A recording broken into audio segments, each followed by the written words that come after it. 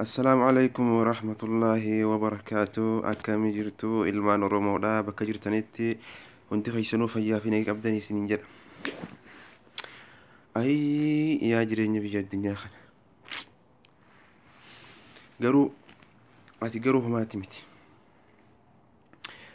رورون هماتيس هري محمد خيس أنا ما خافت ملئ رورون هماتي هري محمد خيس أنا ما خافت ملئ فرقين لفا سمبوسين هون مسيدة بلتي جران تاكناتي قبساوان نخوف qabsoon teenya immoo itti fuftee jechuudha amma bakka geessutti garuutu yaa ilmaan oromoodha bakka jirtanitti kan biyya jiruu fi kan biyya alaa jirus jechuudha of eeggannoo teessan jabe of eeggannoo sirriitti of eeguu barbaachisa maaliif seetan yeroo ammaan tanaa kana diinni biyya keessaa biyya alaatti illee nu to'achaa jira jechuudha nuti illee of to'annee sirriitti jechuudha firraa to'achuu qabna jechuudha waan dandeenyu jechuudha jabaannee cimsinee jechuudha qeerroon biyya keessaa qeerroon biyya keessaa qeerroon biyya keessaa hidhannoo teessan jabeessaa biyya ofii qe'ee ofii abbummaatu eeggata malee namni namaan eegu diini namaan eegu siyaasaan diinni tunni seenaa jiru siyaasaan akkamiiti siyaasaan diinni tunni seenaa jiru nuuf ollaa keenya waliin nu buusee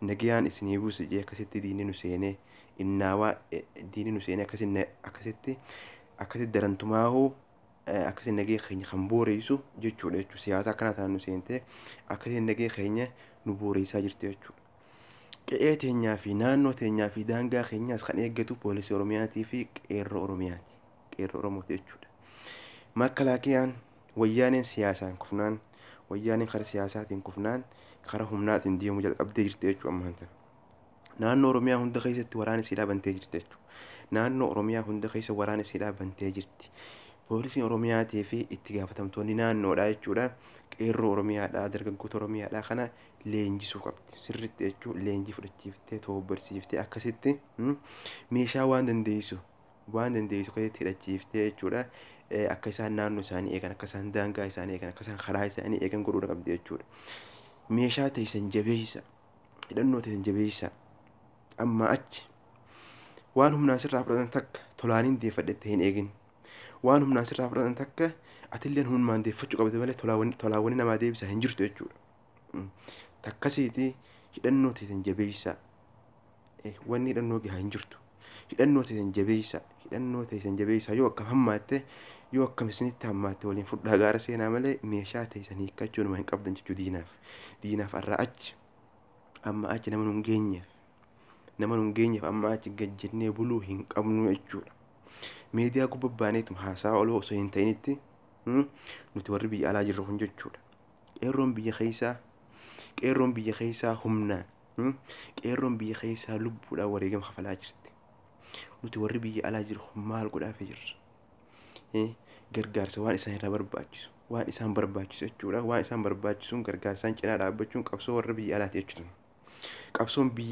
qabsoo warra biyya keessaa jechuudha qabsoo warra biyya keessaa qabsoo kan sirriitti itti jiru kan dhugaadhaan itti jiru jechuu qabsaan biyya keessa jira jechuu kan biyya alaa kun ammoo gargaarsa waan danda'uun cinaa dhaabbachuudha qaba obboleewwan keenya kan karaa daangaa yameera dhumatan sanillee rabbiin isaaniif rahmataa godhuuti diinni kun biyya keessaa ka'eeti ammallee biyya alaa keessa nu naanneessaa jira jechuudha wanti isinidhaan barbaadu warreen biyya arabaa jirtan kunis diinni biyya keessaa biyya alaa tan keessatti ammallee nu naanneessaa jira of eeggannoo teessan jabeessaa waan qabdaniin of qopheessaa deemaa bakka hundatti jechuudha bakka hundatti of qopheessanii deemuu isinirraa barbaachisaa jechuudha akkanatti naftu dhiigni lammii teenyaa kan jigaa jiru hundinuu akkanatti naftu jechuudha waan nu mudate akka nurra ga'e hundaa'u gaafaanii fi irraa hargalfannu qabna jechuudha nu ajjeesanii dhiiga keenya ganniqanii isaan illee nagayaan numa hin jiraatan nagayaan nu keessa bobba'anii numa hin galan jechuudha waan dandeessanii hidhadhaadhaa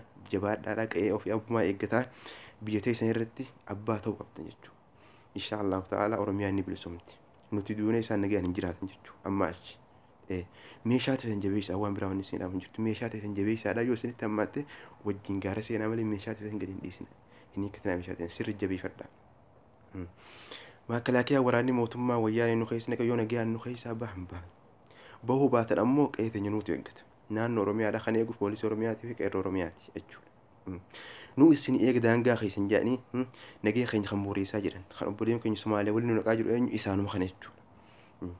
Uummata Oromoodhaa naannoo Somaalee irraa kan buqqaasanii siyaasaa isaanii tana. Isaanumaa Somaalee wal ta'ee Somaalee hidhachiisee jechuudha.